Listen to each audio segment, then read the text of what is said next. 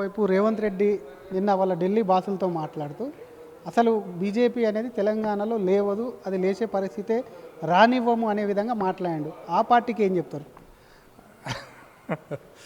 చూసిండు కదా రేవంత్ రెడ్డి, నువ్వు బీజేపీ చేతిలో ఓడిపోయింది అసెంబ్లీ ఎలక్షన్స్లో. మొన్న అసెంబ్లీ ఎలక్షన్స్లో ముఖ్యమంత్రి ఓడిపోయిండు, గుర్తుపెట్టుకోవాలి. కేసీఆర్ స్వయంగా ఓడిపోయిండు. ఎవరి చేతిలో ఓడిపోయిండు? బీజేపీ చేతిలో ఓడిపోయిండు. ముఖ్యమంత్రి ప్రాతినిధ్యం వహించి అప్పటిదాకా ప్రాతినిధ్యం వహించిన పార్లమెంట్ సీట్ల ఎవరు గెలిచిండ్రు? ఈ మాత్రం కూడా అవగాహన లేకుండా మాట్లాడితే అంటే అది నోటికి వచ్చినట్టు, ఇష్టం వచ్చినట్టు, రోడ్డు మీద ఒక రోడ్ సైడ్ రౌడీలాగా మాట్లాడే భాష ఇదంట నేను. ఎందుకంటే అహంకారం, అది అట్లా అనిపిస్తుంటుంది వీళ్ళను. అహంకారం తగ్గించుకుంటే రాజకీయాలలో గౌరవం ఉంటుంది.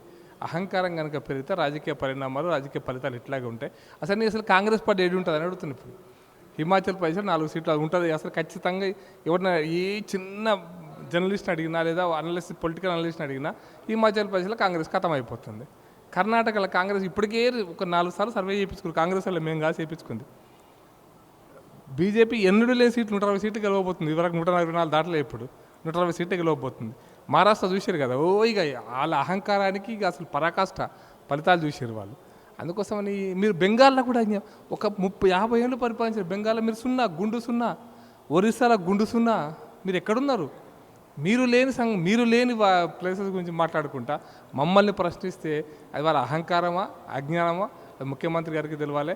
ఒకవేళ ముఖ్యమంత్రి గారు రాజకీయమైనటువంటి పరపతి కోసమని లీక్ వార్తలు ఇస్తే ఆ లీక్ వార్తలు ప్రజలు లీక్గానే అర్థం చేసుకుంటారు.